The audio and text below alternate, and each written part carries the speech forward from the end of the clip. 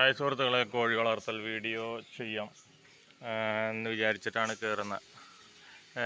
നമുക്ക് വലിയ ചാമ്പ നിൽക്കണണ്ട, ക്ലിയർ ആവുണ്ടോയെന്ന് അറിയില്ല, സെപ്പറേറ്റ് വീഡിയോ ഇടാം കേട്ടോ.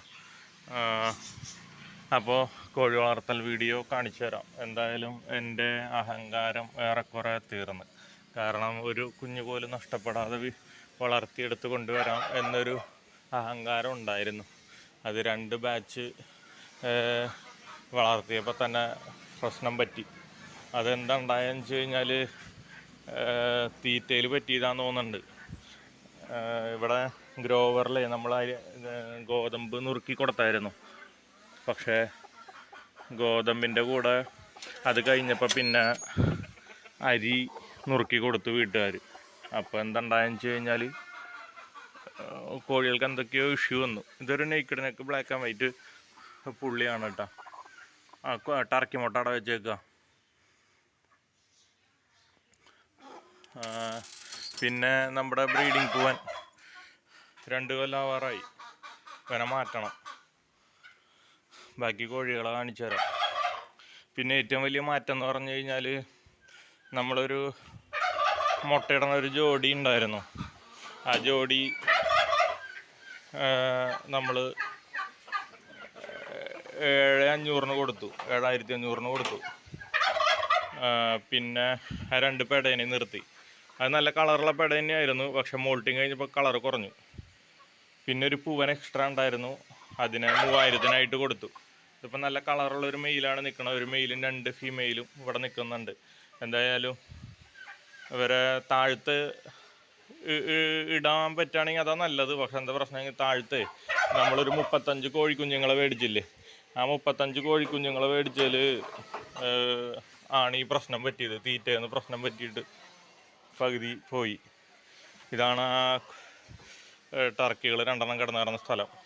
ഇനിയിപ്പോൾ ഇവിടെ കുറച്ച് ഒരു 6-7 കോഴിക്കുഞ്ഞുങ്ങളെ നമ്മുടെ അവിടെ ഉണ്ടായത് തന്നെ ഉണ്ട്. അതിനെ വിട്ടിട്ട് വളർത്താമെന്നാണ് വിചാരിക്കണം. ഈ കോഴികളൊക്കെയും ഇവിടെ കിടക്കണ്ടായിരുന്ന ഇവന്മാരൊക്കെയും മുട്ടയുണ്ട്. ഇവന്മാരൊക്കെയും ഇവിടെ കിടന്ന് വളർന്നവരാ ഒരു 5 മാസം വരെ. ആ ഒരു ബലത്തിലാണ് മുട്ടയുണ്ട് കേട്ടോ. ആ ഒരു ബലത്തിലാണ് ഇത് നമ്മുടെ ഇഷ്ട സാധനം ചാര നെയ്ക്കടിനൊക്കെ. ആ ഒരു ബലത്തിലാണ് നമ്മൾ ഇവിടെ ഇട്ട് 1-2 ബാച്ച് വളർത്തിയത്. 2 ബാച്ച് നഷ്ടമായി. ആദ്യത്തെ ബാച്ചിൽ 2 ഇങ്ങോട്ട് വിറ്റു. പിന്നെ 1 പിന്നെ പലതും ചത്തുപോവുക ചെയ്തത്. എന്തായാലും ഇതാണ് നമ്മുടെ പുതിയ ബാച്ച്. ഈ ബാച്ച് ഒരാൾ പറഞ്ഞിട്ടുള്ളതാണ്, തിങ്കളാഴ്ച വന്നെടുക്കും. പിന്നെ ഇവിടെ പഴുവിൽ എന്ന് പറഞ്ഞൊരു സ്ഥലത്ത് ഒരു നമ്മുടെ സ്ഥിരം കോണ്ടാക്ട് ചെയ്യുന്ന ഒരു ചേച്ചിയുണ്ട്. ആ ചേച്ചിക്ക് വേണ്ടിയിട്ട് ഒരു 8 മാറ്റി വയ്ക്കാൻ പറഞ്ഞിട്ടുണ്ട്. അപ്പോൾ ഇതിലൊരു 8 ആ ചേച്ചിക്ക്, ബാക്കിയൊക്കെ വേറൊരു പുള്ളിക്കാരന് കൊടുക്കാനുള്ളതാണ്. അപ്പോൾ ഇതാണ് ആ നെയ്ക്കഡ് നെക്ക് കുഞ്ഞുങ്ങൾ. പിന്നെ ബാക്കി എല്ലാ വലിയ കോഴികളെയും നമ്മൾ ടെറസിൻ്റെ മുകളിലേക്ക് മാറ്റി. സാധാരണ ഈ കൊടും വേനലിൽ നമ്മൾ ടെറസിൻ്റെ മുകളിലും വളർത്താറില്ല. പക്ഷേ ആ ചെറിയ കോഴിക്കുഞ്ഞുങ്ങളുള്ളത് കൊണ്ട് അവർ വിശാലമായിട്ട് പറമ്പിൽ വളർന്നോട്ടെ എന്ന് കരുതിയിട്ടാണ്. അല്ല ഇവിടുത്തെ കോഴികളെയും നമ്മൾ ഈ വലിയൊരു കള്ളിയിലേക്ക് മാറ്റിയത്. ഇവരിപ്പോൾ അവിടെ വലിയ പ്രശ്നമില്ല, വലിയ കുഴപ്പങ്ങൾ ഇവർക്ക് കാണുന്നില്ല. മോൾട്ടിങ് കഴിഞ്ഞപ്പോൾ അവൻ്റെ ബ്ലാക്ക് ആൻഡ് വൈറ്റ് പുള്ളിയുടെ കളറ് കുറഞ്ഞു. പിന്നെ ചാര നെയ്ക്കടിനൊക്കെ ഉണ്ട്. പിന്നെന്താ ഇവിടെ 2 ചാരക്കാപ്പിരി, അല്ല 3 ചാരക്കാപ്പിരി നെയ്ക്കഡ് നെക്ക് അല്ലാത്ത ഒരു കാപ്പിരി, അങ്ങനെയൊക്കെ. മെയിൻ പൂവൻ ഇവനെ മാറ്റണം. കാരണം ആ 35 മേടിച്ചിട്ട് പലതും ചത്തു എന്ന് പറഞ്ഞ ബാച്ചിൽ ഒരു naked neck black and white, വെള്ള കൂടിയ ബ്ലാക്ക് ആൻഡ് വൈറ്റ് കാപ്പിരി ഉണ്ട്. അപ്പോൾ അവനിവിടെ വളർത്താം എന്ന് വിചാരിച്ചിട്ടാണ് നിൽക്കണം. ഒരു മുട്ടയെ കിട്ടിയിട്ടുള്ളൂ. അപ്പോൾ ഇത് നമ്മുടെ ഒരു ബ്രൂഡർ അപ്പൻ ഉണ്ടാക്കിയതാട്ടോ. ഒരു വീതി നീളമുള്ളത്. അപ്പം അടുത്ത ബാച്ച് പാരന്റ് സ്റ്റോക്കിലേക്ക് വളർത്തിക്കൊണ്ടിരിക്കുന്ന കോഴികളെ കാണിച്ചു തരാം. അവരിനി അപ്പുറത്തെ വരാന്തയിലേക്ക് ഇടണം, കുറച്ചും കൂടെ സ്ഥലമുള്ളത്. കണ്ട, ഇതിലിപ്പോൾ ഉള്ളത് ഒരു ചെറിയൊരു ചാരയും ബ്ലാക്ക് ആൻഡ് വൈറ്റും ഉള്ള കാപ്പിരിപ്പട. എന്താണ് ഇതോ, ചാരയും ബ്ലാക്ക് ആൻഡ് വൈറ്റും ഉള്ള ഒരു കാപ്പിരിപ്പട, പിന്നെ ഒരു വെള്ളപ്പെട, പിന്നെ ഒരു ചാരപ്പെട 2 എണ്ണം, പിന്നെ 3 എണ്ണം പൂവന്മാര. എന്താണിത് വേണം നമുക്ക്? മുട്ട കൊത്തി. അപ്പോൾ അതെ, ചാര എനിക്ക് ചാരേനെ ഇഷ്ടമായതുകൊണ്ടാണ് കേട്ടോ നമ്മളിങ്ങനെ വളർത്തണത്. പിന്നെ അത് ആ ചാര കാപ്പിരി പൂവനാണ്. അത് ഇവിടെ ഒരു വെള്ള പൂവനുണ്ട്. അപ്പോൾ ഇവരെ അപ്പുറത്തേക്ക് വളർത്താം എന്നാണ് വിചാരിക്കുന്നത്. തീറ്റ ഒരു വിധം കഴിഞ്ഞു തോന്നുന്നുണ്ട്. ഇതിൽ തീറ്റിട്ട് കൊടുക്കണം. നമുക്ക് തീറ്റിട്ട് കൊടുക്കാം കുറച്ച്. ഇത് കണ്ടില്ലേ, കാഷ്ടം, തീറ്റ പാത്രത്തിൽ തന്നെ കാഷ്ടം. ഇപ്പം നമ്മൾ കൊടുക്കുന്നത് സ്റ്റാർട്ടറും ഗ്രോവറും കൂടെ മിക്സ് ചെയ്തിട്ടാണ്. ഇപ്പം ഇവർക്കിനി തീറ്റയിൽ ഉടായ്പ് കാണിച്ചിട്ട് ഞാൻ ഇവരെ കൊലയ്ക്ക് കൊടുക്കണ്ടെന്ന് വിചാരിച്ചിരിക്കുക. കാരണം നമ്മൾ തീറ്റയിൽ ലാഭം നോക്കിയിട്ടാണ്. ഈ വലിയ കോഴികൾക്കൊക്കെ എന്താ പറ്റിയാവോ? അപ്പോൾ ഇവരെ കണ്ടില്ലേ. അപ്പോൾ ഈ വെള്ള പൂവനുണ്ട്, പിന്നെ കാപ്പിരി ചാര പൂവനുണ്ട്, പിന്നെ വേറൊരു ചാരയിൽ വേറെ പൂവനുണ്ട്. എന്തായാലും ചാര കാപ്പിരി ഇവിടെ പാരന്റ് സ്റ്റോക്ക് ആക്കാനും സാധ്യതയുണ്ട് നമ്മൾ. അപ്പോൾ എന്തായാലും ഇവർ ഇവിടെ വളരട്ടെ. അത് ചാര പുള്ളിയാന്ന് തോന്നണം. എന്തായാലും ഇതുവരെ കുഴപ്പമില്ല.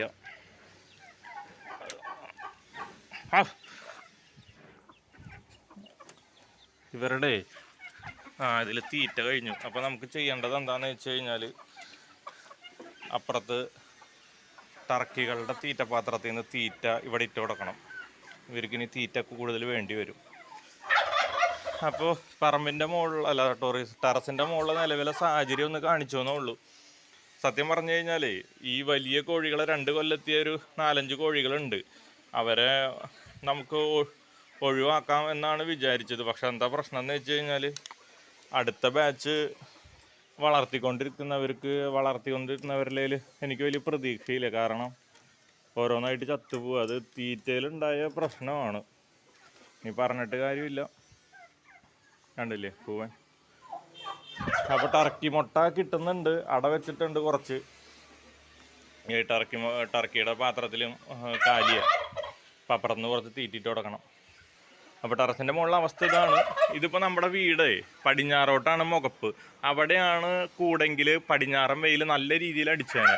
ഇവിടെ കിഴക്ക് ഭാഗം ആയതുകൊണ്ട് അധികം വെയിലില്ല. പോരാത്തതിന് ഇതിൻ്റെ അപ്പുറത്തെ സൈഡിൽ നമുക്ക് വലിയൊരു മറ്റേ സപ്പോർട്ടന്മാരൊക്കെ ഉണ്ട്. മിൽക്ക് ഫ്രൂട്ടും സപ്പോർട്ടൊക്കെ ഉണ്ട്. അതുകൊണ്ട് ഇവിടെ ഇത്തിരി തണൽ കിട്ടും. അപ്പോൾ ഇവിടെ കുഴപ്പമില്ലാതെ ഇവർ വളരുന്നുണ്ട്. ഞാനിപ്പോൾ ഫീഡപ്പ് ഈസ്റ്റ് ഇടയ്ക്ക് കൊടുക്കുന്നുണ്ട് കേട്ടോ. അപ്പോൾ അവിടെ നിന്ന് തീറ്റ നമുക്കൊരു പാത്രത്തിലാക്കിയിട്ട് ഇവർക്ക് വെച്ച് കൊടുക്കാം. പിന്നെ പറമ്പിലുള്ളത് ഞാൻ പറഞ്ഞില്ലേ, 35 എണ്ണം മേടിച്ചാണ്. വലിയ നഷ്ടമായി പോയി. ഇത്രയും കാലം തീറ്റ കൊടുത്ത് വളർത്തി ഉണ്ടാക്കി, അത് ചെറിയൊരു ശ്രദ്ധക്കുറവുണ്ട്. അതിൽ 10 എണ്ണം ഉണ്ടെന്ന് തോന്നുന്നുണ്ട്. ഇപ്പോൾ ഒരു 10-25 എണ്ണം നഷ്ടമായി. പറഞ്ഞിട്ട് കാര്യമില്ല. പക്ഷെ ഇത് പിന്നെ നമുക്ക് പുതിയത് മേടിക്കാനും ഒരു മടിയാണ്. ഇത് ആ ടർക്കികൾക്ക് ഇട്ട് കൊടുത്തിട്ടുണ്ടായിരുന്ന പാത്രം അല്ല, തീറ്റയാണ്. ടർക്കികൾ ഇന്ന് കാലത്താണ് പോയത്. ഞാൻ പറഞ്ഞല്ലോ, ഒരു 7,500 ഞാനൊക്കെ കൊടുത്തു.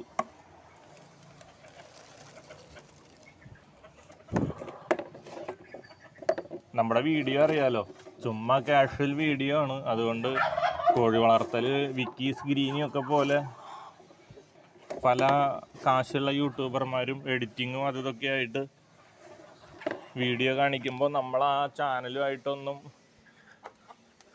ബന്ധപ്പെടുത്തി നിങ്ങൾ ചിന്തിക്കാൻ നിൽക്കരുത്.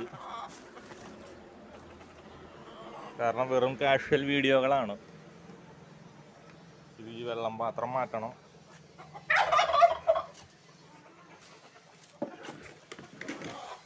ഇവിടെ കുറച്ച് അരി വെച്ചിട്ടുണ്ട്. അരിയും കൂടെ കോഴികൾക്ക് മിക്സാക്കി കൊടുക്കാം.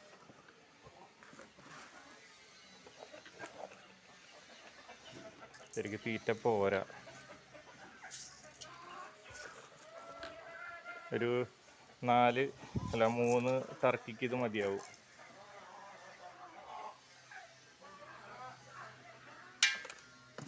കോഴികൾ കുറച്ച് അരിയും തിന്നട്ടെ. അപ്പോൾ വൈൻഡപ്പ് ചെയ്യാണ്. വെറുതെ ഇവർ തീറ്റ വെച്ച് കൊടുക്കുമ്പോൾ തിന്നണത് വേണമെങ്കിൽ കണ്ടോ എന്ന് പറയാനുള്ളൂ. ഇവിടെ വെള്ളം, വൃത്തിക്കുള്ള വെള്ളം ഇരിക്കുന്നുണ്ട്. തീറ്റ അവിടെ വെച്ചിട്ടുണ്ട്. ആമാർ വന്ന് അടിച്ചു തുടങ്ങിയിട്ടുണ്ട്. കോഴികൾക്ക് തീറ്റ കൊടുക്കണം. ഈ പാത്രത്തിലുള്ള തീറ്റ കോഴികൾ എടുക്കട്ടെ. ഒരു മിനിറ്റ് കേട്ടോ. ആമാരൊക്കെ അപ്പുറത്തേക്ക് വന്നു. അതെ, ഇവന്മാരുടെ തീറ്റപ്പാത്രം നമുക്ക് നിറയ്ക്കാം. ഓ, തീറ്റ ഇട്ട് കൊടുക്കാനുള്ള ഗ്യാപ്പ് കിട്ടണില്ലേ അവർ. ഇതാണ് ഇപ്പം നിലവിലെ നമ്മുടെ കോഴികൾ എല്ലാം കൂടെ ഒരുമിച്ച് കണ്ടില്ലേ. ചാരയും ബ്ലാക്ക് ആൻഡ് വൈറ്റ് കാപ്പിരിയും, അല്ല ബ്ലാക്ക് ആൻഡ് വൈറ്റ് മാത്രം. ഇതിപ്പോൾ എത്ര കോഴികളുണ്ട് എനിക്ക് വലിയ പിടുത്തമില്ല. മുട്ടകൾ എന്തായാലും കിട്ടുന്നുണ്ട്. ഇനിയിപ്പോൾ ഇന്നിപ്പോൾ മാർച്ച് 21-ാം തീയതിയാണ്. മാർച്ച് 28-ാം തീയതി എങ്ങാണ്ട്, 28-ാം തീയതിക്ക് മുമ്പ് നമ്മൾ അടവയ്ക്കും. അടുത്ത ബാച്ച് കുഞ്ഞുങ്ങൾ ഇറങ്ങും. അപ്പോൾ വീഡിയോ കാണുന്നവരെ എപ്പോഴായാലും നമ്മൾ കോഴി വളർത്തൽ നിർത്തണ വരെ കുഞ്ഞുങ്ങളുണ്ടാവും. എന്തെങ്കിലും ജീവിത സാഹചര്യം കൊണ്ട് കോഴി വളർത്തൽ നിർത്തേണ്ട വന്നു കഴിഞ്ഞാൽ എന്തായാലും ചാനലിൽ തന്നെ അറിയിക്കും. അപ്പം ഞാൻ വളവള പറച്ചിൽ നിർത്തുകയാണ്. ഇതൊക്കെയാണ് നമ്മുടെ അവസ്ഥ. ഓക്കെ.